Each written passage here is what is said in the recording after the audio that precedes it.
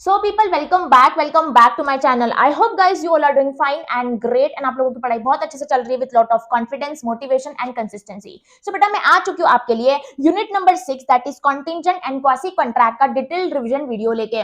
वैसे तो यूनिट बहुत सिंपल है, इसमें बस दो टाइप्स ऑफ कॉन्ट्रैक्ट कवर्ड है that is contingent contract and quasi contract, लेकिन एग्जाम पॉइंट ऑफ व्यू से ये यूनिट बहुत इंपॉर्टेंट है। आप पास्ट क्वेश्चन पेपर को चेक कर लो, इंस्टीट्यूट ने हमेशा पूछा है, कभी कॉन्टिंजेंट कॉन्ट्रैक्ट पूछा है, कभी क्वासी कॉन्ट्रैक्ट पूछा है, हमेशा इस पे क्वेश्चन पूछा जा चुका है इंस्टीट्यूट की तरफ से। सीधा 7 मार्क्स के लिए, सीधा 7 मार्क्स के लिए तो बहुत ही इंपॉर्टेंट है। अपन फटाफट से एकदम कम टाइम में पूरे कंसेप्ट को समझेंगे, कुछ भी स्किप नहीं करेंगे। आपको बस ये लेक्चर को अच्छे से कंसंट्रेशन से देखना है। इस लेक्चर के बाद ना आपको कॉन्फिडेंस आ जाएगा, आप इसके आसानी से क्वेश्चन सॉल्व कर पाओगे। तो कम से कम टाइम में अपन सारे कंसेप्ट को बहुत अच्छे से समझने वाले हैं। कंसंट्रेशन से लेक्चर को देखना, ठीक है, और लास्ट तक देखना। So contingent and quasi contract, let us start with the unit. First of all people, a contract में बी एब्सोल्यूट और अ कॉन्टिंजेंट। एक कॉन्ट्रैक्ट एक तो एब्सोल्यूट भी हो सकता है, कॉन्टिंजेंट भी हो सकता है। एब्सोल्यूट का मतलब ना जिसमें कोई कंफ्यूजन नहीं है, मतलब कोई कंफ्यूजन नहीं है, कॉन्ट्रैक्ट होने ही वाला है। एग्जांपल, अगर मैंने तुम्हारे साथ कॉन्ट्रैक्ट किया कि मैं तुमको ये मोबाइल सेल करने वाली हूँ 50,000 रुपए में और तुम लोग मुझे पेमेंट करोगे 50,000 रुपए का, ये कॉन्ट्रैक्ट क्या है? एब्सोल्यूट है। इसमें कोई कंफ्यूजन ही नहीं है, कोई कंडीशन ही नहीं है। मैं सीधा तुमको मोबाइल दे दूंगी, तुम मुझे सीधा पैसों का पेमेंट कर दोगे, कॉन्ट्रैक्ट हो जाएगा। दिस इज एब्सोल्यूट कॉन्ट्रैक्ट, जहां पे कोई भी कंफ्यूजन नहीं होता है, कोई भी कंडीशन नहीं होती है, कॉन्ट्रैक्ट होने ही वाला है, ठीक है, दैट इज एब्सोल्यूट कॉन्ट्रैक्ट। लेकिन कभी कॉन्ट्रैक्ट रहता है कॉन्टिंजेंट कॉन्ट्रैक्ट, कॉन्ट्रैक्ट रहता है कॉन्टिंजेंट कॉन्ट्रैक्ट। इसका मतलब क्या रहता है? अगर कॉन्ट्रैक्ट में कुछ कंफ्यूजन रहता है, क्या रहता है? कंफ्यूजन रहता है, उसको अपन बोलते हैं कॉन्टिंजेंट कॉन्ट्रैक्ट। एक वर्ड दिमाग में डाल दो, कॉन्टिंजेंट कॉन्ट्रैक्ट का मतलब क्या होता है? कंफ्यूजन वाला कॉन्ट्रैक्ट। क्या रहता है? कंफ्यूजन वाला कॉन्ट्रैक्ट। मैम आप ऐसा क्यों बोल रहे हो? क्योंकि बेटा कॉन्ट्रैक्ट क्या है? ये कॉन्ट्रैक्ट हो भी सकता है फ्यूचर में, नहीं भी हो सकता। मतलब कॉन्ट्रैक्ट पूरा हो भी सकता है, नहीं भी हो सकता, और इसका होना और नहीं होना डिपेंड करता है एक कोलैटरल इवेंट के ऊपर, एक अनसर्टन इवेंट के ऊपर। देखो, a contract to do or not to do something, मतलब कॉन्ट्रैक्ट हो भी सकता है या फिर नहीं भी हो सकता है। If some event collateral to such contract does or does not happen, मतलब ये कंफ्यूजिंग वाला कॉन्ट्रैक्ट है। कॉन्टिंजेंट कॉन्ट्रैक्ट फ्यूचर में हो भी सकता है, नहीं भी हो सकता, और उसका होना और नहीं होना डिपेंड करता है एक कोलैटरल इवेंट के ऊपर, एक अनसर्टन इवेंट के ऊपर, एक फ्यूचर इवेंट के ऊपर। उसको अपन कॉन्टिंजेंट कॉन्ट्रैक्ट बोलते हैं। मैम ये कोलैटरल इवेंट क्या होता है? कोलैटरल इवेंट मतलब कोई बाहर का इवेंट, वो कॉन्ट्रैक्ट का पार्ट नहीं है, वो कोई दूसरा इवेंट है, कोई साइड वाला इवेंट है, उसको बोलते हैं कोलैटरल इवेंट। और ये इवेंट क्या रहता है? एक अनसर्टन इवेंट रहता है, मतलब आज अपने को पता नहीं फ्यूचर में क्या होगा, दैट इज कोलैटरल इवेंट। देखो, collateral event, an event which is neither a performance of directly promised as a part of the contract, मतलब ये कॉन्ट्रैक्ट का पार्ट नहीं रहता, nor the whole of the consideration for the promise, ये contract का part नहीं रहता है, ये साइड वाले कॉन्ट्रैक्ट का पार्ट रहता है, दैट इज कोलैटरल। एक एग्जांपल दूंगी कॉन्टिंजेंट कॉन्ट्रैक्ट का, तुमको पूरी क्लैरिटी मिल जाएगी, ध्यान से सुनना। एकदम इंस्टीट्यूट स्टाइल वाले एग्जांपल दूंगी जो इंस्टीट्यूट ने मॉड्यूल में हमेशा कवर किया है। देखो, ये एक बिजनेसमैन रहता है, ठीक है, ये एक बिजनेसमैन रहता है। इसने क्या किया? अपने गोडाउन के लिए, अपने वेयर हाउस के लिए इसने क्या किया? फायर इंश्योरेंस निकलवाया, फायर इंश्योरेंस निकलवाया। इसका मतलब क्या है? मतलब मैम अगर इसके गोडाउन में अगर फ्यूचर में जाके आग लग जाएगी, अगर इसके कुछ डैमेज हो जाते हैं, इसको इंश्योरेंस कंपनी से पैसा मिलेगा, इसको बोलते हैं फायर इंश्योरेंस का कॉन्ट्रैक्ट। मतलब देखो, मतलब यहाँ पे कॉन्ट्रैक्ट हो भी सकता है, नहीं भी हो सकता है, मतलब फ्यूचर में इस बिजनेसमैन को इंश्योरेंस कंपनी से पैसा आ भी सकता है, नहीं भी आ सकता है। लेकिन पैसा आना नहीं आना, मतलब कॉन्ट्रैक्ट होना कॉन्ट्रैक्ट नहीं होना, डिपेंड करता है ये फायर वाले इवेंट पे, ये कोलैटरल इवेंट पे। अगर उसके गोडाउन में फ्यूचर में जाके आग लग जाएगी, अगर गुड्स डैमेज होते हैं तो कॉन्ट्रैक्ट बन जाएगा, अगर आग नहीं लगेगी, गुड्स डैमेज नहीं होते हैं तो कॉन्ट्रैक्ट नहीं बनेगा। मतलब यहाँ पे कॉन्ट्रैक्ट डिपेंड कर रहा है एक कोलैटरल इवेंट के ऊपर। यहाँ पे कोलैटरल इवेंट क्या है? आग लग जाना, गुड्स डैमेज हो जाना, ये है इसका कोलैटरल इवेंट, ये है इसका कोलैटरल इवेंट। मतलब मैम कॉन्टिंजेंट कॉन्ट्रैक्ट ना हमेशा एक कोलैटरल इवेंट पे डिपेंड करता है, अगर ये इवेंट होता है या फिर नहीं होता है, इसका मतलब कॉन्टिंजेंट कॉन्ट्रैक्ट हो भी सकता है, नहीं भी हो सकता है, बस इतना समझो। तो कॉन्टिंजेंट कॉन्ट्रैक्ट क्या है? बहुत ही कंफ्यूजिंग वाला कॉन्ट्रैक्ट है यार, मतलब हो भी सकता है, नहीं भी हो सकता है, और जिसका होना नहीं होना डिपेंड करता है एक कोलैटरल इवेंट के ऊपर। किसके ऊपर? एक कोलैटरल इवेंट के ऊपर। देखो, कोलैटरल इवेंट के ऊपर, और कोलैटरल क्या रहता है? साइड वाला एक इवेंट रहता है। इस वाले केस में कोलैटरल इवेंट क्या है? अगर आग लग जाएगी तो कॉन्टिंजेंट कॉन्ट्रैक्ट हो जाएगा, ठीक है। सेकंड एग्जांपल समझना। अभी देखो, मैंने क्या किया, मेरे स्टूडेंट्स को बोला कि देखो मेरे सारे स्टूडेंट्स तो पास होने ही वाले, सीए फाउंडेशन तो क्लियर करने वाले, लेकिन जो भी स्टूडेंट्स को अबाउट 300 मार्क्स आएंगे ना, मैं उनको 10,000 का कैश प्राइज दूंगी, तो ये क्या है? ये भी कॉन्टिंजेंट इवेंट है। मतलब मुझे स्टूडेंट्स को 10,000 देना भी पड़ सकता है, नहीं भी देना पड़ सकता है, मतलब कॉन्ट्रैक्ट हो भी सकता है, नहीं भी हो सकता है। और ये किस पे डिपेंड कर रहा है, एक कोलैटरल इवेंट पे डिपेंड कर रहा है। अगर स्टूडेंट्स को 300 अबव मार्क्स आते हैं तो उनको 10,000 का कैश प्राइज मिलेगा, मतलब हमारा कॉन्ट्रैक्ट हो जाएगा। अगर स्टूडेंट को 300 के ऊपर मार्क्स नहीं आते हैं, मतलब मुझे उनको 10,000 रुपए नहीं देना पड़ेगा, मतलब कॉन्ट्रैक्ट नहीं बनेगा। मतलब ये कॉन्ट्रैक्ट हो भी सकता है, नहीं भी हो सकता है, और ये कोलैटरल इवेंट के ऊपर डिपेंड करता है, एक साइड वाले इवेंट के ऊपर डिपेंड करता है, जो कि एक अनसर्टन इवेंट है। आज अपन पता नहीं लगा सकते कि क्या होगा एग्जैक्टली। अभी स्टूडेंट को 300 मार्क्स आ भी सकते हैं, नहीं भी आ सकते, ये एक अनसर्टन इवेंट है। यहाँ पे गोडाउन में आग लग भी सकती है, नहीं भी लग सकती, ये एक अनसर्टन इवेंट है। आज अपन अंदाजा नहीं लगा सकते, एकदम श्योरली नहीं बोल सकते कि फ्यूचर में क्या होगा, ठीक है। आई होप आप लोगों को क्लैरिटी मिल चुकी है व्हाट इज कंटीजेंट कॉन्ट्रैक्ट। बस बेटा एक चीज को याद रखो कि कंटीजेंट कॉन्ट्रैक्ट एक कोलैटरल इवेंट के ऊपर डिपेंड करता है, जो हो भी सकता है, नहीं भी हो सकता है, इसलिए कॉन्ट्रैक्ट हो भी सकता है, नहीं भी हो सकता है। एक वर्ड क्या याद रखोगे, contingent contract is equals to confusing वाला कॉन्ट्रैक्ट। क्या याद रखोगे, कंफ्यूजिंग वाला कॉन्ट्रैक्ट। भाई बहुत कंफ्यूजन है कंटीजेंट कॉन्ट्रैक्ट में। Next is people essential of a contingent contract. Essential of a contingent contract, एक कंटीजेंट कॉन्ट्रैक्ट बनने के लिए उसमें क्या क्या होना चाहिए। सबसे पहली बात तो the performance of a contingent contract would depend upon the happening और non happening of some event और कंडीशन। मतलब कोई तो इवेंट होना चाहिए, कोई तो इवेंट होना चाहिए, और वो इवेंट हो भी सकता फ्यूचर में, नहीं भी हो सकता, और उस पर कॉन्ट्रैक्ट डिपेंड करेगा। Second is the event refer to as collateral to the contract, और जो इवेंट है वो कोलैटरल होना चाहिए, मतलब कॉन्ट्रैक्ट का पार्ट होना चाहिए, वो साइड वाला पार्ट होना चाहिए। क्या होना चाहिए, साइड वाला पार्ट होना चाहिए, जिसपे अपना कॉन्ट्रैक्ट क्या है, डिपेंडेंट है। So the event is not a part of the contract, the event should neither be performance promise not a consideration for a promise, क्योंकि वो एक साइड वाला इवेंट है जिसपे कॉन्ट्रैक्ट डिपेंडेंट है।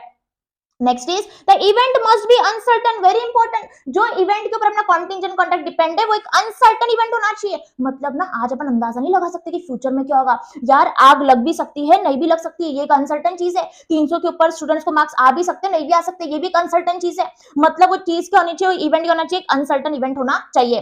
The contingent event should not be a mere will of the promisor, बहुत important, not a mere will of the promisor. मतलब contingent contract कभी हो ही नहीं सकता जहां पे will of the promisor involve है। विल मतलब इच्छा। यहाँ पे अगर इंश्योरेंस कंपनी बोलेगी अगर हमारी इच्छा होती है हम तुमको पैसों का पेमेंट करेंगे, बिजनेसमैन, चलता है क्या, नहीं। अपना लॉ बोलता है विल का मतलब क्या होता है, इच्छा, विश। अपना लॉ बोलता है प्रॉमिसर की विल के हिसाब से कभी भी कंटीजेंट कॉन्ट्रैक्ट नहीं बन सकता। कंटीजेंट कॉन्ट्रैक्ट में एक इवेंट होना चाहिए, एक अनसर्टन इवेंट होना चाहिए। अगर यहाँ पे इंश्योरेंस कंपनी ऐसा बोल रही है कि अगर हमारी मर्जी, अगर हमारी इच्छा है तो हम तुमको पेमेंट करेंगे, then this is not a contingent contract. यार कंटीजेंट कॉन्ट्रैक्ट के लिए एक इवेंट होना चाहिए। मैं अपने स्टूडेंट्स को बोल रही हूँ अगर मेरी इच्छा हुई, अगर मेरी डिजायर हुई टाइम पे तो मैं तुमको पेमेंट करूंगी, तो ये क्या है, this is not a contingent contract, क्योंकि मेरी इच्छा के अनुसार अगर मैं पेमेंट करूंगी तो कंटीजेंट कॉन्ट्रैक्ट नहीं हो सकता। अगर कोई कंडीशन इन्वॉल्व है, अगर कोई इवेंट इन्वॉल्व है, तो ही वो कंटीजेंट कॉन्ट्रैक्ट हो सकता है। इसका मतलब मैम प्रॉमिसर की इच्छा, प्रॉमिसर की मर्जी से कुछ नहीं होने वाला। यहाँ पे एक इवेंट होना चाहिए, क्या होना चाहिए, इवेंट होना चाहिए। सो बच्चों अपने 4 पॉइंट क्या क्या देखा, अपन ने पढ़ा सबसे पहले कि देखो एक हैपनिंग और नॉन हैपनिंग ऑफ इवेंट होता है। उसके बाद अपन ने पढ़ा कि वो कोलैटरल होता है। फिर अपन ने पढ़ा कि वो एक अनसर्टन इवेंट होता है। फिर अपन ने पढ़ा कि प्रॉमिसर की विल इसमें इन्वॉल्व होना चाहिए, इसमें एक इवेंट इन्वॉल्व होना चाहिए, तो ही वो एक कंटीजेंट कॉन्ट्रैक्ट बन सकता है। ठीक है, हमको समझ में आ गया। Next topic is people rules relating to enforcement. Next topic is rules relating to enforcement. अभी देखो ये वाला क्वेश्चन भी इंस्टीट्यूट पूछ सकती है और बहुत ही सिंपल है, एकदम सिंपलीफाई वे में समझाऊंगी तुमको। सारे 6 केसेस दिए इसमें, ध्यान से सुनना। पहली बात तो लिख लो what do you mean by enforcement. Enforcement का मतलब होता है कब तुम वो केसेस कोर्ट में लेके जा सकते, कब जस्टिस पा सकते। वहां पे लिख लो कब तुम केसेस कोर्ट में लेके जा सकते, कब तुम जस्टिस पा सकते, कब कॉन्ट्रैक्ट को करवा सकते, उसको बोलते हैं एनफोर्समेंट। अभी ना अलग अलग केसेस को समझते हैं। देखो enforcement of a contract contingent on the event happening, on the event happening मतलब अगर वो जो कोलैटरल इवेंट है ना, अगर इवेंट हो गया तो कंटीजेंट कॉन्ट्रैक्ट बन जाएगा। अगर इवेंट हो गया तो कंटीजेंट कॉन्ट्रैक्ट बन जाएगा। यहाँ पे क्या है, हैपनिंग। सेकंड केस समझना, enforcement of contract contingent on the event not happening मतलब अगर इवेंट नहीं हुआ तो कंटीजेंट कॉन्ट्रैक्ट बन जाएगा। मतलब मैम इवेंट हुआ तो भी कंटीजेंट कॉन्ट्रैक्ट बन गया, इवेंट नहीं हुआ फिर भी कंटीजेंट कॉन्ट्रैक्ट बन गया। इसका मतलब इवेंट पॉजिटिव भी हो सकता है, इवेंट नेगेटिव भी हो सकता है, लेकिन दोनों केसेस में कंटीजेंट कॉन्ट्रैक्ट बन जाएगा। अपन हर एक चीज का एग्जांपल समझेंगे, ठीक है। पहले एक एक केसेस को समझते हैं।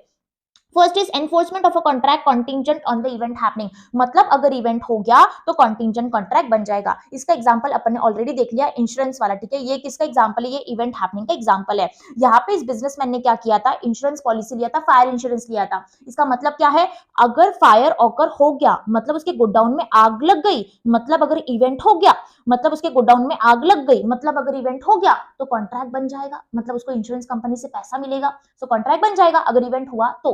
एनफोर्समेंट का मतलब क्या है, अब इस बिजनेसमैन के पास कब राइट आएगा इंश्योरेंस कंपनी से पैसा लेने का। अगर इंश्योरेंस कंपनी पैसा नहीं देती है तो कोर्ट में जाने का, तो कोर्ट में जाने का उसके पास कब राइट आएगा, थोड़ा सोच के देखो कब राइट आएगा। मैम यार बहुत सिंपल है, जब उसके गोडाउन में आग लगेगी ना, जब उसके गुड्स डैमेज हो गए ना, तो ही उसके पास राइट आएगा इंश्योरेंस कंपनी से पैसा मांगने का और कोर्ट में जाने का, अगर इंश्योरेंस कंपनी उसको पैसा नहीं देती है तो। बेटा सेम चीज दी है यहाँ पे, देखो सेम चीज दी है, देखो where a contingent contract is made to do or not to do anything if any uncertain future event happen, it cannot be enforced by law unless and until that event has happened। मतलब जब तक आग नहीं लग जाती, जब तक godown नहीं जल जाता, जब तक गुड्स नहीं डैमेज हो जाते हैं, वो इंश्योरेंस कंपनी से पैसा नहीं मांग सकता और ना ही कोर्ट में जाके केस फाइल कर सकता अगर इंश्योरेंस कंपनी उसको पैसा नहीं दे रही है तो। यहाँ पे क्या दिया है, unless and until that event has happened, मतलब इवेंट होना बहुत ज्यादा जरूरी है। अगर तुम्हारा कॉन्ट्रैक्ट बना है ऑन इवेंट हैपनिंग, तो भाई इवेंट होना बहुत ज्यादा जरूरी है, ठीक है, this is logical. Second is, देखो पहले ना अपन क्या करते हैं, ये वाले केस को समझ लिया अपन ने, यहाँ पे आ जाओ। फर्स्ट और ये वाला केस क्या है बेटा, बहुत ज्यादा लिंक्ड है, दोनों को साथ में पढ़ लेते। देखो contingent on happening of the specified event, ये क्या है, ऑन हैपनिंग, क्या है ऑन हैपनिंग, ये भी क्या था, ये भी क्या था मैम, ये भी हैपनिंग वाला इवेंट था, ये भी हैपनिंग वाला इवेंट है, ये भी हैपनिंग वाला इवेंट है, तो दोनों सेम है, लेकिन देखो डिफरेंस क्या है, with in the fix time, with in the fix time, यहाँ पे एक एडिशनल कंडीशन है with in the fix time, मतलब एक कंडीशन को बस डाल दो with in the fix time, बाकी पूरा सेम है। चलो एग्जांपल से समझते हैं, सेम एग्जांपल को कंटिन्यू करते हैं। अभी देखो इस बिजनेसमैन ने फायर इंश्योरेंस लिया एक इंश्योरेंस कंपनी से 6 महीने के लिए, 6 मंथ का कॉन्ट्रैक्ट था इसका, कितने मंथ का कॉन्ट्रैक्ट था, 6 मंथ का कॉन्ट्रैक्ट था। मतलब क्या हुआ, मतलब अगर उसके गोडाउन में आग लग गई, उसके गोडाउन में आग लग जाती है अगले 6 महीने में, अगले 6 महीने में, तो उसको इंश्योरेंस कंपनी से पैसा मिलेगा, क्योंकि उसका कॉन्ट्रैक्ट कितने टाइम का था, 6 महीने का था। मतलब अपने क्या कंडीशन डाल दिया यहाँ पे, अपने बस एक कंडीशन को इंक्लूड कर दिया उसमें, with in the fix time. तो यहाँ पे क्या है, देखो दोनों इस केस में क्या है, with in the fix time, एक कंडीशन अटैच कर दो with in the fix time. मतलब अगर इस बिजनेसमैन ने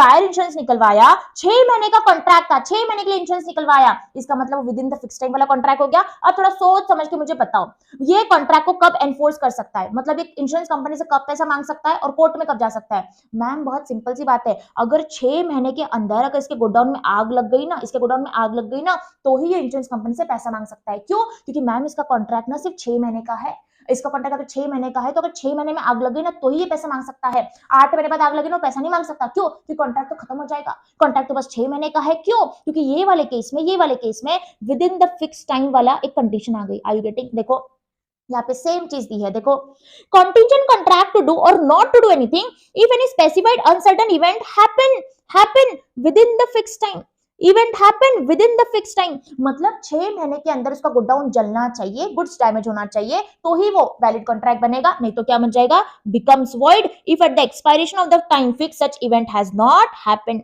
अगर वो 6 महीने हो जाते हैं और उसका आग नहीं लगी, कुछ भी गोडाउन में कुछ भी गुड्स डैमेज नहीं हुआ है, तो बेटा कॉन्ट्रैक्ट क्या हो जाएगा, कॉन्ट्रैक्ट तो वॉइड हो जाएगा, कॉन्ट्रैक्ट तो क्या हो जाएगा, वॉइड हो जाएगा। सिंपल सी भाषा में, अगर 6 महीने में आग लग गई तो कॉन्ट्रैक्ट वैलिड, 6 महीने में आग नहीं लगी कॉन्ट्रैक्ट वॉइड, उसका अब वो कॉन्ट्रैक्ट कुछ काम का ही नहीं रहा, कॉन्ट्रैक्ट हो गया, ठीक है। नेक्स्ट समझना, नेक्स्ट चीज देखो, अभी निगेटिव वाला केस समझते हैं। Enforcement of contract contingent on the event not happening, मतलब अगर इवेंट नहीं हुआ तो कॉन्टिंजेंट कॉन्ट्रैक्ट बन जाएगा, इवेंट नहीं हुआ तो कॉन्टिंजेंट कॉन्ट्रैक्ट बन जाएगा। इसका एग्जांपल ध्यान से समझना। अभी ना मेरी एक फ्रेंड है पूजा, उसको ना खुद का बिजनेस स्टार्ट करना था, उसको 10 लाख रुपए की जरूरत थी, वो बोलती कि देख राधिका मुझे 10 लाख रुपए की जरूरत है, मैं बैंक वालों के पास तो जाने वाली हूँ, मैं लोन के लिए अप्लाई करने वाली हूँ, लेकिन यार मुझे टेंशन है, मुझे लोन मिलेगा कि नहीं मिलेगा, क्योंकि ना मेरे इनकम स्टेटमेंट में इतनी इनकम है नहीं, तो हो सकता है बैंक वाले लोन दे भी दे या फिर नहीं भी दे, मुझे थोड़ी सी टेंशन होती है। मैंने उसको बोला पूजा टेंशन मत ले, तू जा बैंक में लोन के लिए अप्लाई कर, अगर तुझे बैंक वाले लोन देते हैं उनसे लोन ले ले, अगर तुझे बैंक वालों ने लोन नहीं दिया तो मैं तुझे 10 लाख रुपए दूंगी, ऐसा मैंने उसके साथ कॉन्ट्रैक्ट किया, ऐसा मैंने उसके साथ प्रॉमिस किया। तो बेटा ये क्या है, इवेंट नॉट हैपनिंग। मैम ऐसे कैसे, तो ध्यान से समझना, अगर बैंक वाले उसको लोन नहीं देते हैं मतलब इवेंट नॉट हैपनिंग, अगर बैंक वाले लोन उसको नहीं देते हैं तो मेरा और पूजा का कॉन्ट्रैक्ट हो जाएगा, मतलब मुझे पूजा को 10 लाख रुपए देना पड़ेगा। अगर इवेंट नहीं हुआ यहाँ पे तो कॉन्टिंजेंट कॉन्ट्रैक्ट नहीं बन रहा है, क्या बन रहा है, कॉन्टिजेंसी क्यों आ गई इसमें? देखो बैंक वालों ने अगर लोन नहीं दिया ना तो मुझे लोन देना पड़ेगा, लेकिन अगर बैंक वालों ने लोन दे दिया ना तो मुझे लोन देने की जरूरत नहीं है। मतलब यहाँ पे कॉन्टिजेंसी है, मतलब वो कॉन्ट्रैक्ट हो भी सकता है, नहीं भी हो सकता है। ये डिपेंड किस पे कर रहा है? ये बैंक वालों पे डिपेंड कर रहा है। लेकिन देखो ये निगेटिव सेंस वाला कॉन्ट्रैक्ट है, इवेंट नॉट हैपनिंग। अगर बैंक वालों ने इसको लोन नहीं दिया, बैंक वालों ने लोन नहीं दिया तो मुझे लोन देना पड़ेगा, मतलब पूजा का और मेरा कॉन्ट्रैक्ट हो जाएगा। So this is enforcement of contract contingent on an event not happening. इसका समझना।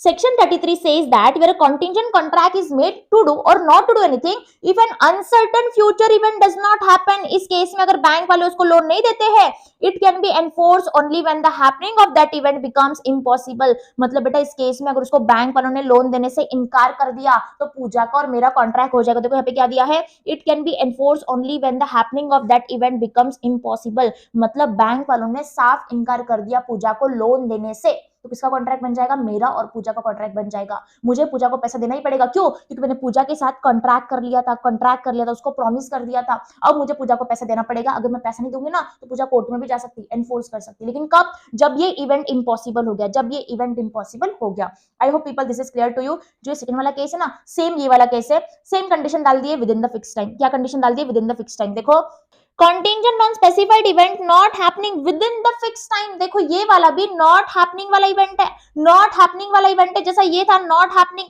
लेकिन यहाँ पे और एक कंडीशन है that is within the fixed time। Example को समझना, थोड़ा सा मॉडिफाई करते हैं। अभी मेरी एक फ्रेंड है पूजा, उसको चाहिए था लोन, क्योंकि उसको 10 लाख रुपए की जरूरत थी, उसको खुद का बिजनेस ओपन करना था। उसको थोड़ी टेंशन रहती है कि यार राधिका मुझे बैंक लोन मिलेगा कि नहीं मिलेगा, एक महीने में मुझे बिजनेस स्टार्ट करना है। तो मैंने पूजा को क्या बोला कि पूजा तू पहले बैंक वालों के पास अप्लाई कर, तुझे बैंक वालों से लोन मिला है, बहुत अच्छी बात है। अगर तुझे एक महीने में बैंक वालों से लोन नहीं मिला तो मैं तुझे लोन प्रोवाइड करूंगी। अगर तुझे एक महीने में बैंक वालों से लोन नहीं मिला तो मैं तुझे लोन प्रोवाइड करूंगी। इसका मतलब यहाँ पे क्या हो गया? यहाँ पे अगर उसको बैंक वालों से लोन नहीं मिला, इवेंट नॉट हैपनिंग, अगर बैंक वालों से लोन नहीं मिला उसको तो with in the fix period, मतलब एक महीने में लोन नहीं मिला तो मेरे साथ उसका कॉन्ट्रैक्ट हो जाएगा। यहाँ पे सेम चीज दी, देखो contingent contract to do or not to do anything if any specified uncertain event does not happen within the fixed time may be enforced by law। ये लाइन इंपॉर्टेंट है, may be enforced by law when the time fixed has expired and such event has not happened।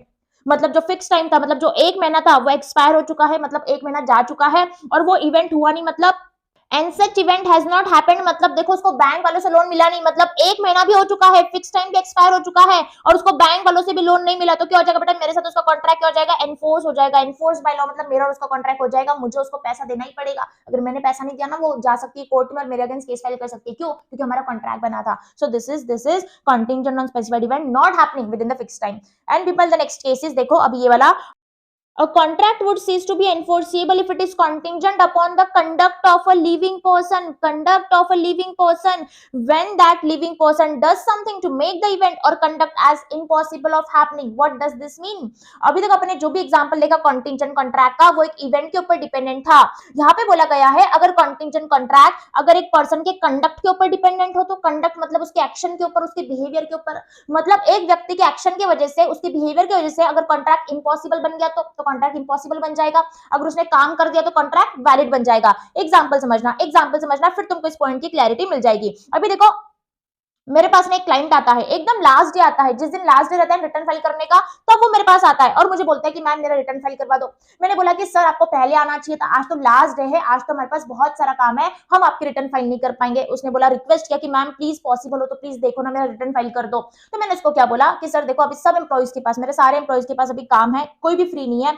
अगर इनका काम हो जाएगा, अगर ये दूसरा काम फटाफट से कर देंगे, फास्ट वे में कर देंगे, तो ये आपकी रिटर्न फाइल कर देंगे। इसका मतलब क्या है? देखो यहाँ पे मैं इस पर्सन के साथ कॉन्ट्रैक्ट कर भी सकती हूँ, आगे जाके नहीं भी कर सकती हूँ, लेकिन वो किसके ऊपर डिपेंडेंट रहेगा? मेरे एम्प्लॉइज के ऊपर डिपेंडेंट रहेगा। अगर एम्प्लॉइज ने दूसरा काम फटाफट कर दिया तो इसका रिटर्न फाइल हो जाएगा, मतलब कॉन्ट्रैक्ट हो जाएगा। अगर एम्प्लॉइज ने दूसरा काम फटाफट नहीं किया, बहुत लेट किया, तो इसका जो कॉन्ट्रैक्ट है वो इम्पॉसिबल बन जाएगा। मतलब यहाँ पे मेरे एम्प्लॉइज के बिहेवियर की वजह से, उनके एक्शन की वजह से मेरा और इसका कॉन्ट्रैक्ट हो भी सकता है, नहीं भी हो सकता है। तो सेम चीज बताई गई है, अगर कॉन्ट्रैक्ट डिपेंड करता है एक पर्सन के कंडक्ट के ऊपर, उसके बिहेवियर के ऊपर, अगर किसी पर्सन के कंडक्ट की वजह से अगर कॉन्ट्रैक्ट इम्पॉसिबल बन गया, क्या है उसके वजह से कॉन्ट्रैक्ट इम्पॉसिबल बन गया, तो इम्पॉसिबल हो जाएगा, फिर वो नहीं हो पाएगा। अगर उसके कंडक्ट की वजह से कॉन्ट्रैक्ट पॉसिबल हो गया तो वो वैलिड बन जाएगा। ठीक है, I hope this is clear to you. तो बेटा यहाँ पे इस केस में क्या कवर्ड है, इस केस में कवर्ड है conduct of the living person, मतलब एक दूसरे व्यक्ति के एक्शन की वजह से तुम्हारा कॉन्ट्रैक्ट हो भी सकता है, नहीं भी हो सकता है, उसके बिहेवियर की वजह से तुम्हारा कॉन्ट्रैक्ट हो भी सकता है, नहीं भी हो सकता है।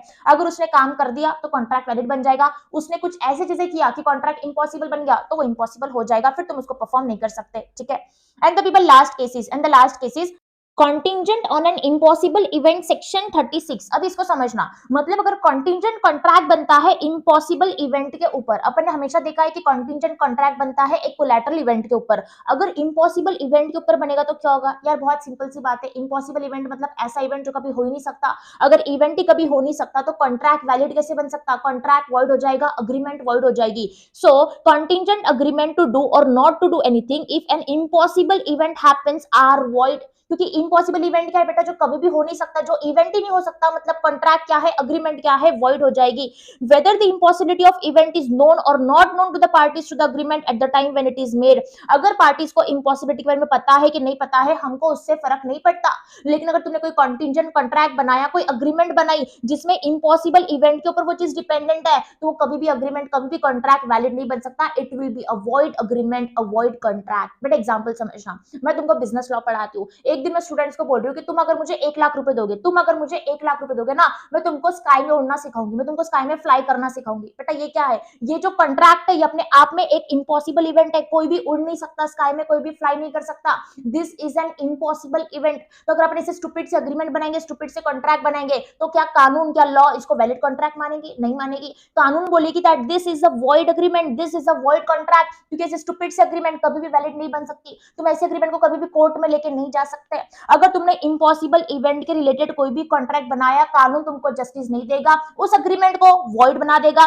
वॉइड का मतलब क्या है, ऐसे अग्रीमेंट को, ऐसे स्टूपिड अग्रीमेंट को तुम कोर्ट में लेके नहीं जा सकते। ठीक है, I hope people this is clear to you. So we are done with all the 6 cases. I hope आपको एनफोर्समेंट के सारे रूल समझ में आ चुके हैं, एनफोर्समेंट के सारे रूल समझ में आ चुके हैं। मैंने हर एक केसेस का एग्जांपल दिया है ताकि आपको हर चीज लास्ट तक याद रहे। ठीक है, next is people, so people next topic is quasi contract. अभी क्वासी कॉन्ट्रैक्ट भी ना बहुत इंपॉर्टेंट है तुम्हारे एग्जाम पॉइंट ऑफ व्यू से, ये क्वेश्चन इंस्टीट्यूट सीधा पूछ सकती है 7 मार्क्स के लिए। ध्यान से टॉपिक को सुनना, कम से कम टाइम में पूरे टॉपिक को अच्छे से क्लियर करवा दूंगी, तुम्हारे कंसेप्ट पूरे क्लियर हो जाएंगे। देखो क्वासी का मतलब क्या होता है, क्वासी का मतलब होता है सिमिलर, लिख लो अपने बुक में सिमिलर।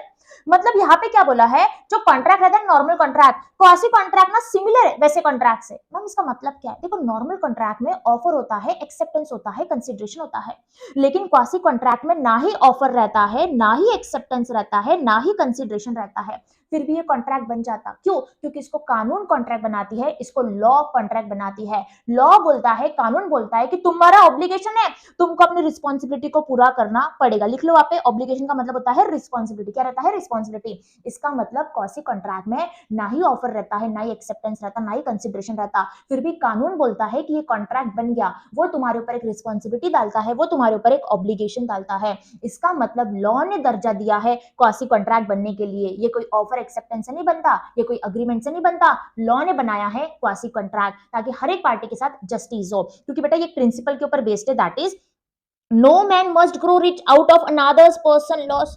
कोई खुद का फायदा नहीं करवा सकता किसी को नुकसान पहुंचा के, कोई खुद का फायदा नहीं करवा सकता किसी को नुकसान पहुंचा के। अगर कोई खुद का फायदा करवाएगा किसी को नुकसान पहुंचा के तो वो क्वासी कॉन्ट्रैक्ट बन जाएगा और लॉ तुम्हारे ऊपर ऑब्लिगेशन डाल देगा, रिस्पॉन्सिबिलिटी डाल देगा।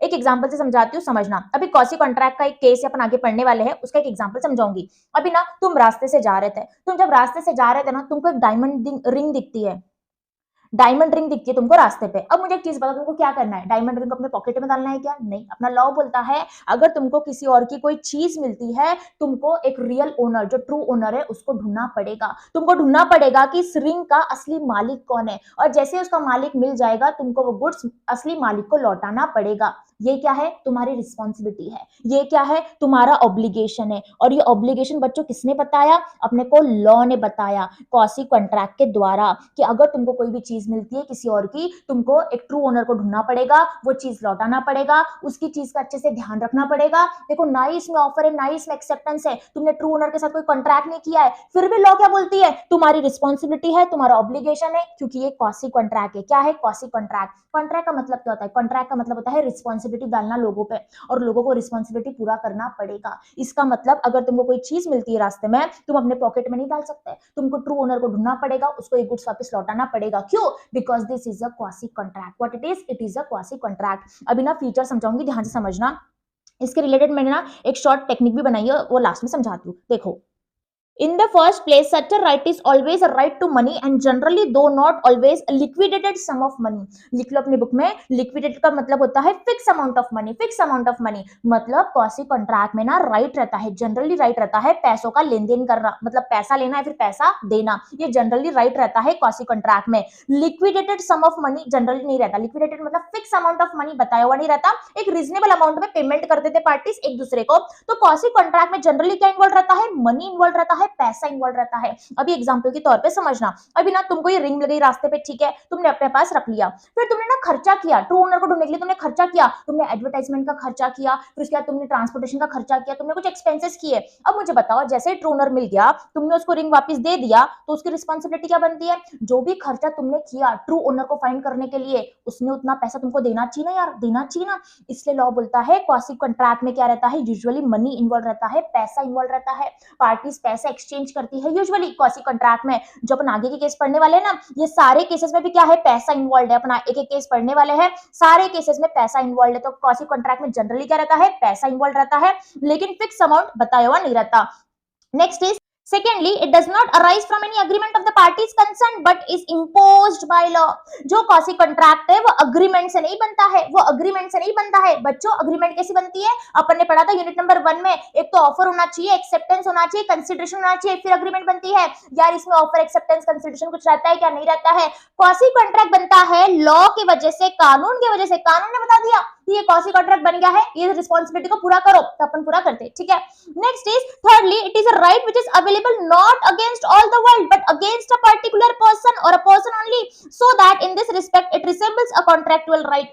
ये जो क्वासी कॉन्ट्रैक्ट का राइट है ना, not against the whole world, मतलब पूरी दुनिया के अगेंस्ट नहीं है। तुम ऐसे किसी से भी पैसा नहीं मांग सकते। जिसको तुमने हेल्प किया, जिसके साथ तुम्हारा क्वासी कॉन्ट्रैक्ट बन गया, तुम बस उसी व्यक्ति से पैसा मांग सकते हो। यहाँ पे तुमको ये रिंग मिलती है, तुमने जैसे ही ट्रू ओनर को फाइंड कर लिया, तुम बस ट्रू ओनर से पैसा मांग सकते हो। तो ये जो राइट है ना, वो पर्टिकुलर पर्सन के अगेंस्ट रहता है। यहाँ पे इस केस में ट्रू ओनर के अगेंस्ट राइट रहेगा तुम्हारा, पैसा मांगने का, ट्रांसपोर्टेशन के जो भी एक्सपेंसेस किए वो मांगना, एडवर्टाइजमेंट का जो भी खर्चा किया वो मांगना। लेकिन पर्टिकुलर पर्सन से मांग सकते, किसी और से मांग सकते हैं क्या? नहीं। बाकी और कोई क्यों देगा भाई, क्यों देगा? तो हमें बताया गया है कि पर्टिकुलर पर्सन से पैसा मांग सकते हो, ऐसे किसी से भी नहीं मांग सकते। समझ में आया क्या? इसका शॉर्टकट क्या है मैम? बेटा इसका शॉर्टकट है मैप। क्या है? मैप। मैप का मतलब क्या है? हमेशा मनी इन्वॉल्व रहता है। उसके बाद ये अग्रीमेंट से नहीं बनता है, ठीक है। Money, agreement, third is particular person, third is particular person, right रहता है पर्टिकुलर पर्सन के अगेंस्ट, not against the whole world. देखो कितने अच्छे समझ में आ गया अपने को। Next is cases deemed as quasi contract. देखो क्वासी कॉन्ट्रैक्ट के कौन से केसेस हैं? ये 5 केसेस इसमें दिए हैं, बहुत इजी केस है, आराम से एक एक केस को पढ़ेंगे। अपन ने एक केस ऑलरेडी देख लिया है, that is responsibility of finder of goods. जो मैंने तुमको अभी एग्जांपल दिया था ना बेटा, जो एग्जांपल दिया था मैंने तुमको कि तुमको रास्ते में डायमंड रिंग मिल रही है, ये एग्जांपल है responsibility of finder of goods का। अच्छे से सेक्शन 71 को समझना। देखो जब तुमको रास्ते में डायमंड रिंग मिलती है, इसका मतलब तुम बन गए फाइंडर ऑफ गुड्स। क्या बन गए? Finder of goods. तो तुम्हारी रिस्पॉन्सिबिलिटी क्या क्या है? First is to take proper care of the property as a man of ordinary prudence would take. तुमको वो गुड्स का इस तरीके से ध्यान रखना है कि तुम्हारे खुद के गुड्स है। A man of ordinary prudence would take मतलब गुड्स का ऐसे ध्यान रखो, तुमको अगर किसी और के गुड्स मिलते हैं तो गुड्स का ऐसे ध्यान रखो कि वो तुम्हारे खुद के गुड्स है। This is the first point. No right to appropriate the goods. Appropriate मतलब तुम उसको यूज नहीं कर सकते, तुम किसी को सेल नहीं कर सकते वो गुड्स को। To restore the goods if the owner is found. जैसे ट्रू ओनर मिल जाएगा, जैसे ही असली मालिक मिल जाएगा, तुमको इस गुड्स को लौटाना पड़ेगा। इस केस में अगर ट्रू ओनर मिल जाता है, असली मालिक मिल जाता है, तुमको वो डायमंड रिंग उसको लौटाना पड़ेगा। टू रिस्टोर मतलब वापस दे देना ट्रू ओनर को अपने गुड्स, ठीक है। तो क्या क्या रिस्पॉन्सिबिलिटी है? गुड्स का अच्छे से ध्यान रखना, गुड्स को यूज नहीं करना और वापस दे देना। गुड्स का अच्छे से ध्यान रखना, गुड्स को यूज नहीं करना और गुड्स को वापस दे देना। ये है तुम्हारी 3 रिस्पॉन्सिबिलिटी किसकी? फाइंडर ऑफ गुड्स की। उसके बाद ना एक केस लॉ दिया है, दैट इज हॉलिन वर्सेस फॉलर। देखो यहाँ पे स्पेलिंग मिस्टेक है, यहाँ पे एच नहीं, यहाँ पे एफ होना चाहिए, ठीक है। हॉलिन वर्सेस फॉलर, इस लॉ को समझना, इसकी कहानी समझना। देखो एक पर्सन रहता है जिसका नाम क्या रहता है, हॉलिन। क्या रहता है, देखो हॉलिन, देखो ये रहा हॉलिन अपना, ये रहा हॉलिन। एक पर्सन रहता है, उसका नाम रहता है हॉलिन। ये ना एक शॉप में गुड्स खरीदता रहता, तो उसको ना फ्लोर पे मतलब जमीन पे ना एक डायमंड मिलता है, एक डायमंड मिलता है। वो क्या करता है, डायमंड लेके जाता है शॉप के ओनर के पास और उसको दे देता है कि देखो ये डायमंड किसका है, ट्रू ओनर को ढूंढ के निकालो, उसको वापस दे देना। तो ओनर ने अपने पास रख लिया वो डायमंड को, बाद में इस शॉप से निकल जाता है। फिर उसने ना एडवर्टाइजमेंट किया, थोड़ा बहुत खर्चा किया, मतलब यहाँ पे दिया है लॉफुल एक्सपेंसेस किया, देखो लॉफुल एक्सपेंसेस किया। हो सकता है उसने एडवर्टाइजमेंट का खर्चा किया, कुछ पैम्पलेट वगैरह का खर्चा किया और ट्रू ओनर को ढूंढने की कोशिश किया, पर उसको ट्रू ओनर नहीं मिलता है। फिर ये हॉलिन क्या करता है, फिर से शॉप पे आ जाता है, ओनर के पास फिर से शॉप पे आ जाता है और ओनर को बोलता है कि ओनर मैंने ना इसके लिए लॉफुल एक्सपेंसेस किया, मैंने ना ट्रू ओनर को ढूंढने की कोशिश की, तो मेरा राइट है इस डायमंड को अपने पास रखने का और मैंने इसको ढूंढा था सबसे पहले, तो मेरे पास राइट है, वापस डायमंड मेरे पास दे दो, मैं ट्रू ओनर को ढूंढ लूंगा और उसको दे दूंगा।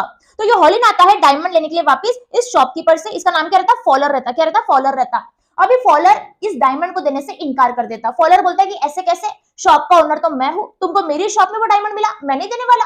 तो फॉलर ने देने से इनकार कर दिया। तो हॉलिन जाता है कोर्ट में केस फाइल करने के लिए। जो केस फाइल करने जाता है कोर्ट में उसका नाम पहले आता है, तो यहाँ पे हॉलिन ने केस फाइल किया तो हॉलिन का नाम पहले आ गया। हॉलिन जाता है कोर्ट में केस फाइल करने के लिए, तो जज साहब ने क्या बोला, जज साहब ने बोला जब भी फाइंडर ऑफ गुड्स को कोई गुड्स मिलते हैं, मतलब अगर कोई भी पर्सन को कुछ गुड्स मिलते हैं तो सबसे पहले उसके पास राइट रहता है गुड्स को अपने पास रखने का। यहाँ पे जब हॉलिन कुछ खरीद रहा था शॉप में, तो जमीन पे डायमंड किसको दिखा, हॉलिन को दिखा। तो सबसे पहले हॉलिन ने उस डायमंड को देखा, तो हॉलिन के पास राइट है उस डायमंड को अपने पास रखने का। बेटा समझना यहाँ पे क्या है, यहाँ पे दिया है फाइंडर ऑफ गुड्स की रिस्पॉन्सिबिलिटी। उसने गुड्स का ध्यान रखना चाहिए, यूज नहीं करना चाहिए और वापस दे देना चाहिए। मतलब फाइंडर ऑफ गुड्स के पास राइट और रिस्पॉन्सिबिलिटी है।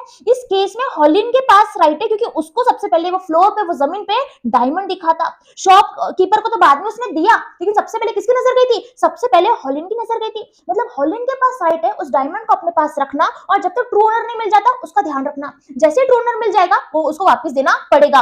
लेकिन फर्स्ट राइट किसके पास है, first right finder of goods के पास है। इस केस में फाइंडर ऑफ गुड्स कौन है, ये हॉलिन है। ये जो हॉलिन है ये है फाइंडर ऑफ गुड्स, जहां पे शॉपकीपर नहीं है। हॉलिन को गुड्स मिला था, उसके बाद उसने शॉपकीपर को दिया था, तो फर्स्ट राइट किसके पास है, हॉलिन के पास राइट है। तो यहाँ पे दिया है कि हॉलिन जीत गया और यहाँ पे जो फॉलर था वो हार गया। तो जज साहब ने क्या किया, जज साहब ने बोला कि हॉलिन सही है और फॉलर इस चीज में गलत है, क्योंकि जो फाइंडर ऑफ गुड्स रहता है उसके पास राइट रहता है गुड्स को रखना। ठीक है, I hope people this case is very much clear to you. Responsibility of finder of goods, बताओ मुझे बच्चों क्या क्या रिस्पॉन्सिबिलिटी रहती है। मैम फर्स्ट रिस्पॉन्सिबिलिटी है गुड्स का अच्छे से ध्यान रखना, उसके बाद वाली रिस्पॉन्सिबिलिटी है गुड्स को यूज नहीं करना, उसके बाद वाली रिस्पॉन्सिबिलिटी है अगर ट्रू ओनर मिल जाता है गुड्स उसको वापस दे देना। ये रहती है responsibility of finder of goods. Very good, अभी नेक्स्ट केस को समझते हैं, नेक्स्ट केस को समझते हैं। Claim for necessaries supplied to a person incapable of contracting. Necessaries का मतलब क्या होता है बच्चों, नेसेसरीज का मतलब होता है food, shelter, clothes, education expenses, medical expenses, ये रहती है नेसेसिटी, मतलब जरूरत वाली चीजें। लाइफ को जीने के लिए जो जरूरत वाली चीजें रहती है उसको बोलते हैं नेसेसिटीज। अगर कोई व्यक्ति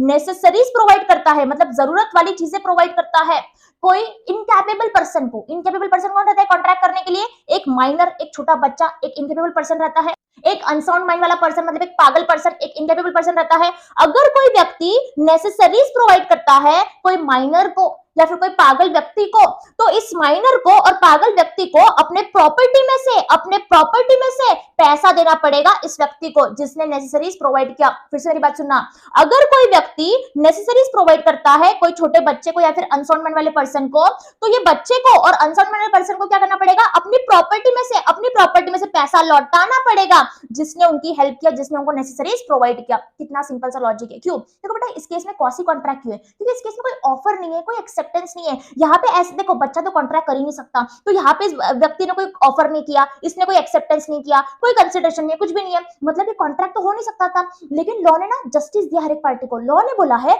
अगर कोई व्यक्ति हेल्प करता है ना माइनर को, तो यार माइनर की रिस्पॉन्सिबिलिटी बन जाएगी अपनी प्रॉपर्टी में से इसको पैसा लौटाना, क्योंकि उसने उसकी हेल्प किया, उसको नेसेसरीज प्रोवाइड किया। अब एग्जांपल समझ के चलो, एग्जांपल ये माइनॉरिटी के छोटा बच्चा है, इसके पेरेंट्स इस दुनिया में नहीं रहते, ठीक है, उनकी डेथ हो जाती है, एक एक्सीडेंट में उनकी डेथ हो जाती है, तो उनका नेबर रहता है। नेबर ने क्या किया पता है, इसको लैपटॉप लाके दिया, इसको बुक्स लाके दिया ताकि लैपटॉप में लेक्चर्स देख सके, बुक्स में से पढ़ाई कर सके, मतलब एजुकेशन के रिलेटेड एक्सपेंसेस है। जो एजुकेशन के रिलेटेड एक्सपेंसेस रहते हैं दैट इज नेसेसरी वाले एक्सपेंसेस। अगर नेबर ने उसको हेल्प किया, नेसेसरीज प्रोवाइड किया, तो इस बच्चे की जिम्मेदारी आ जाएगी उसको अपनी प्रॉपर्टी में से, जो भी प्रॉपर्टी उसके पास है उसमें से पैसा लौटाना पड़ेगा इस इस नेबर को ये क्या है, क्वासी कॉन्ट्रैक्ट है, हर एक पार्टी को जस्टिस दिया जा रहा है, क्या दिया जा रहा है, जस्टिस दिया जा रहा है। So if a person incapable of entering into a contract और anyone whom is legally bound to support is supplied by another person, अपने केस में नेबर था another person, with necessaries suited to his condition in his life, the person who has furnished such supplies is entitled to be reimbursed from the property of such incapable person,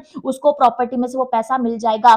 अगर इस case में इस neighbour ने क्या किया, 60,000 का laptop लाके दिया, 10,000 की बुक्स दे दिया, तो 70,000 का पैसा देना पड़ेगा इस माइनर को, इस नेबर को। मैम अगर इसके पास प्रॉपर्टी, इस बच्चे के पास प्रॉपर्टी सिर्फ 50,000 की है, तो अगर बेटा सिर्फ 50,000 की प्रॉपर्टी है और इसने एक्सपेंसेस 70,000 के किए, तो इसको सिर्फ 50,000 देना पड़ेगा। मतलब वो बोल रहे जितना प्रॉपर्टी में से बनता है उतना पैसा दे दो, उससे ज्यादा देने की जरूरत नहीं है। जितना पैसा प्रॉपर्टी में से बनता है उतना पैसा दे दो, उससे ज्यादा देने की जरूरत नहीं है। अगर उसके पास 50,000 की प्रॉपर्टी है तो 50,000 देना पड़ेगा, 40,000 की प्रॉपर्टी 40,000 दे दो, 80,000 की प्रॉपर्टी है फिर पूरे 70,000 देना पड़ेगा। ठीक है, I hope people this is clear to you. This was the first case. Next case is payment by a interested person. Next case is payment by a interested person. अभी इसको समझना, ये क्या है, इंटरेस्टेड पर्सन क्या है, क्या बोल रही है यहाँ पे।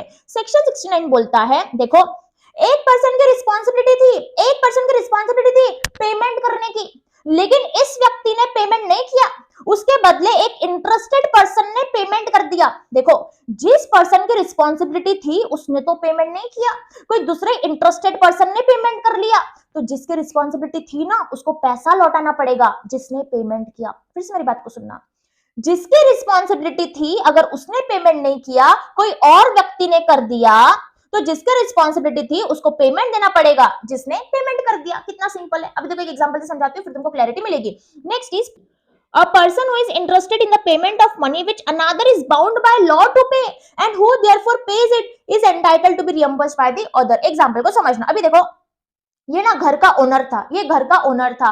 अभी ना एक किराएदार था जो इसके घर में रहता था, एक किराएदार था। अभी घर के ओनर के बीच में और किराएदार के बीच में अग्रीमेंट हुई थी, इन दोनों के बीच में अग्रीमेंट हुई थी कि इलेक्ट्रिसिटी बिल का पेमेंट कौन करेगा, ओनर करेगा। इन दोनों के बीच में अग्रीमेंट हुई थी, तो टेनेंट ने कभी भी उस चीज पे ध्यान नहीं दिया। ठीक है, तो वो हमेशा रेंट प्रॉपर्ली पे करता था। लेकिन इस ओनर ने क्या किया, 3 महीने हो गए, 4 महीने हो गए, 6 महीने हो गए, इलेक्ट्रिसिटी बिल का पेमेंट किया ही नहीं। तो जो इलेक्ट्रिसिटी बोर्ड वाले जो लोग रहते हैं ना, वो घर पे आ जाते हैं, इस टेनेंट के घर पे आ जाते हैं और बोलते हैं कि हम तुम्हारी लाइन को कट कर देंगे। तो देखो यहाँ पे ये जो टेनेंट है बहुत ज्यादा टेंशन में आ जाता है, किराएदार बहुत ज्यादा टेंशन में आ जाता है। ये सोचता है कि यार इस ओनर ने इलेक्ट्रिसिटी बिल का पेमेंट नहीं किया, इसको तो कोई फर्क नहीं पड़ेगा, लेकिन मेरे को फर्क पड़ेगा ना, मेरे घर की जो लाइन है, इलेक्ट्रिसिटी की जो लाइन है वो कट हो जाएगी, घर पे लाइट नहीं रहेगी। तो क्या किया उसने, उस टाइम पे इस इंटरेस्टेड पर्सन ने पेमेंट कर दिया, मतलब इस किराएदार ने पेमेंट कर दिया। अभी बेटा यहाँ पे इसको इंटरेस्टेड पर्सन क्यों बोला है, क्योंकि देखो यहाँ पे इसका इंटरेस्ट है। अभी घर में ये रह रहा है, इसको घर में रहना है, अगर लाइट चली जाएगी तो घर में प्रॉपर्ली नहीं रह पाएगा, मतलब इसको बोलते हैं इंटरेस्टेड पर्सन। उसके फायदे के लिए उसने पेमेंट किया, उसको बोलते हैं इंटरेस्टेड पर्सन। अगर कोई व्यक्ति अपने फायदे के लिए पेमेंट करता है ना, उसको बोलते हैं इंटरेस्टेड पर्सन। इस केस में इस किराएदार ने खुद के फायदे के लिए पेमेंट किया कि उसके घर की जो लाइनें कट नहीं हो जाना, तो यहाँ पे ये बन गया इंटरेस्टेड पर्सन। अगर टाइम पे अगर इस इंटरेस्टेड पर्सन ने, मतलब इस किराएदार ने इस इलेक्ट्रिसिटी बोर्ड वालों को पैसा दे दिया ताकि वो लाइन को कट ना करे, तो बाद में किसकी रिस्पॉन्सिबिलिटी रहेगी, बाद में जो किराएदार है ना पैसा ले सकता है ये ओनर से। क्यों, क्योंकि ओनर की रिस्पॉन्सिबिलिटी थी, उनकी अग्रीमेंट हुई थी कि ओनर पेमेंट करेगा इलेक्ट्रिसिटी बिल का। Okay, I hope this is clear to you. मतलब मैम सिंपल सी भाषा में जिसकी रिस्पॉन्सिबिलिटी है उसने पेमेंट करना चाहिए, अगर उसने पेमेंट नहीं किया ना बाद में उसको इंटरेस्टेड पर्सन को पेमेंट करना पड़ेगा। कितना सिंपल था, देखो कितना सिंपल था। Yes, next is obligation of person enjoying the benefit of non gratuitous act section 70। अब इसको समझना, obligation of a person, obligation मतलब बेटा रिस्पॉन्सिबिलिटी, और ग्रेटिट्यूस का मतलब होता है फ्री में करने का इरादा। तो नॉन ग्रेटिट्यूस क्या हो जाएगा, फ्री में करने का इरादा नहीं है, दैट इज नॉन ग्रेटिट्यूस। अभी ना पहले ना एग्जांपल से समझना, फिर तुमको ये टेक्स्ट रीड करवा के दूंगी, पहले एग्जांपल को समझना। यहाँ पे क्या होता है, यहाँ पे ना एक व्यक्ति कुछ काम करता है या फिर कुछ गुड्स प्रोवाइड करता है, और जो वो काम करता है ना उसका फ्री में करने का कोई इरादा नहीं रहता। नॉन ग्रेटिट्यूस मतलब फ्री में करने का उसका इरादा बिल्कुल भी नहीं रहता, और दूसरे व्यक्ति को इससे बेनिफिट मिलता है, तो जिसको बेनिफिट मिलता है ना उसको पेमेंट करना पड़ेगा। फिर से सुनना, एक व्यक्ति मैम कुछ काम करता है या फिर कुछ गुड्स को प्रोवाइड करता है, और जो वो काम करता है या फिर गुड्स को प्रोवाइड करता है ना उसका फ्री में करने का कोई इरादा नहीं रहता, और इस काम की वजह से ना दूसरे व्यक्ति को कुछ बेनिफिट मिलता है, तो जिसको बेनिफिट मिला ना उसको पेमेंट करना पड़ेगा, उसको पेमेंट करना पड़ेगा। तो यहाँ पे दिया है ऑब्लिगेशन, उसकी रिस्पॉन्सिबिलिटी आ जाएगी। एग्जाम्पल से समझना। अभी देखो ये पर्सन है, ये ना आउट ऑफ स्टेशन से आ रहा था, ठीक है, रेलवे स्टेशन पे था ये। अभी ना रेलवे स्टेशन में जैसे भी रुकता है ना तो एक कूली आता है, देखो प्रॉपर यूनिफॉर्म में एक कूली आया, उसने बोला कि सर आपकी बैग्स दे दो। सर आपकी बैग्स दे दो। तो इस व्यक्ति ने क्या किया, इस पर्सन ने क्या किया, अपनी बैग्स उसको दे दिया, ठीक है। और ये मस्त खाली हाथ चल रहा है एकदम आराम से, कुली उसका सामान लेके जा रहा है और उसने सामान पूरा बाहर तक लेके चला गया, ठीक है, टैक्सी तक लेके चला गया। अब मुझे एक चीज बताओ, ये जो कुली जो काम कर रहा है, क्या वो फ्री में काम कर रहा था क्या? देखो यार, कोई भी बहुत लॉजिकल है, बहुत ही कॉमन सेंस है। अगर कोई कुली अपने यूनिफॉर्म में खड़ा है, वो बोल रहा है अपना अपना बैग मुझे दे दो, अपना लगेज मुझे दे दो, मतलब उसका फ्री में करने का कोई इरादा है ही नहीं, उसने फ्री में काम किया ही नहीं, ये तो कोई भी पर्सन को समझ में आ जाएगा। फिर इस व्यक्ति ने क्या किया, अपना सामान पूरा इसको दे दिया, तो क्या इसका काम का इसको बेनिफिट मिला क्या? ऑब्वियसली वो आराम से चल रहा था, उसको फायदा हुआ। Are you getting? तो मतलब इसको फायदा मिला और इसने काम किया। तो यहाँ पे अपना लॉ बोलता है फिर इस व्यक्ति को इसको पेमेंट करना ही पड़ेगा, उससे कोई फर्क नहीं पड़ता कि इनकी बात हुई थी, कितना पैसा लेगा नहीं लेगा, कोई फर्क नहीं पड़ता। अगर इसने कुछ काम किया था और इसने उस काम का फायदा उठाया, इसको पेमेंट करना ही पड़ेगा। फिर उनके कुछ पैसे की बात हुई थी कि नहीं होती, उससे फर्क नहीं पड़ता। लॉ बोलता है तुम्हारी पैसों की बात हुई थी नहीं हुई थी, उससे कोई फर्क नहीं पड़ता है। अगर एक व्यक्ति ने कुछ काम किया है, तुमको उसका फायदा हुआ है, तुमको पैसों का पेमेंट करना पड़ेगा। This is section 70। So where a person lawfully does anything for another person or delivers anything to him not intending to do so gratuitously and such other person enjoys the benefit thereof, the latter is bound to pay the compensation to the former in respect or to restore the thing so done or delivered। देखो that he has done the act or delivered the thing lawfully, एक व्यक्ति ने क्या किया है, कुछ goods को deliver किया है या फिर कुछ काम किया है। he has not done so gratuitously, मतलब उसका फ्री में करने का कोई भी इरादा नहीं था।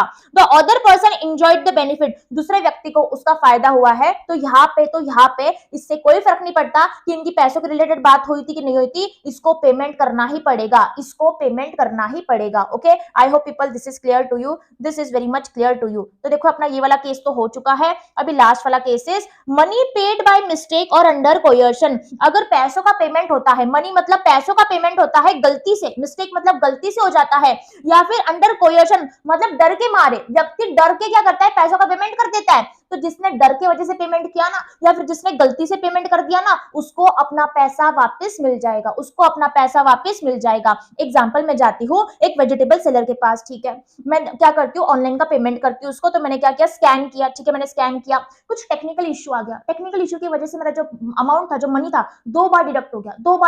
तो यहाँ पे क्या हुआ, मनी पेड बाय मिस्टेक, मतलब मेरा जो पैसा था 2 बार डिडक्ट हो गया, माइनस हो गया, तो मतलब एक बार गलती से हो गया। तो क्या मैं ये पैसा उससे वापस मांग नहीं सकती? बिल्कुल मांग सकती हूँ। अपना लॉ बोलता है अगर तुमने पैसों का पेमेंट गलती से कर दिया है या फिर डर की वजह से किया है, तुमको अपना पैसों का पेमेंट मिल जाएगा, ठीक है। So a person to whom money has been paid और एनीथिंग डिलीवर्ड बाय मिस्टेक और अंडर कोयर्शन मस्ट रिपे और रिटर्न इट, उस व्यक्ति को रिटर्न करना पड़ेगा। ओके, अभी देखो इसके लिए ना मैंने एक ट्रिक बनाई है, उस ट्रिक को समझ लो ताकि तुमको सारे पॉइंट्स ना आसानी से याद रहेंगे। अभी देखो माइनर, क्या याद रखोगे, minor. Cases of quasi contract को कैसे याद रखोगे, माइनर, कैसे याद रखोगे, माइनर। समझना, देखो एम से क्या आ गया, एम से आ गया मनी, एम से आ गया money, money paid by mistake.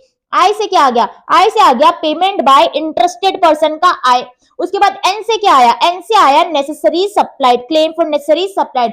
ओ से क्या आया, ओ से आ गया obligation of a person, O से आ गया obligation of a person. R से क्या आया, आर से आया रिस्पॉन्सिबिलिटी, आर से आया रिस्पॉन्सिबिलिटी। ऐसा ना तुमको सारे पॉइंट्स आसानी से याद रहेंगे। So people, I hope this lecture was helpful for you, तुमको सारी चीजों की क्लैरिटी मिल चुकी है। मैंने कम से कम टाइम में ना हर एक चीज का एग्जांपल दिया है ताकि तुम्हारे कंसेप्ट अच्छे से क्लियर हो जाए। आई होप आपको लेक्चर पसंद आया। अगर आपको लेक्चर पसंद आता है तो जरूर इसको लाइक करना, अपने फ्रेंड्स के साथ जरूर शेयर करना और जरूर वीडियो पे कमेंट करना। सो पीपल, मिलते हैं नेक्स्ट वाली वीडियो में। नेक्स्ट लेके आऊंगी यूनिट नंबर 4, बहुत ही जल्दी लेके आऊंगी। So till then have a good day, अच्छे से पढ़ाई करो, कॉन्फिडेंटली पढ़ाई करो। अगर आपको कुछ भी डाउट आता है ना, आप मुझे कमेंट सेक्शन में पूछ सकते हो, मैं जरूर आप लोगों का आंसर दूंगी। सो पीपल, मिलते हैं नेक्स्ट वीडियो में। Till then have a good day.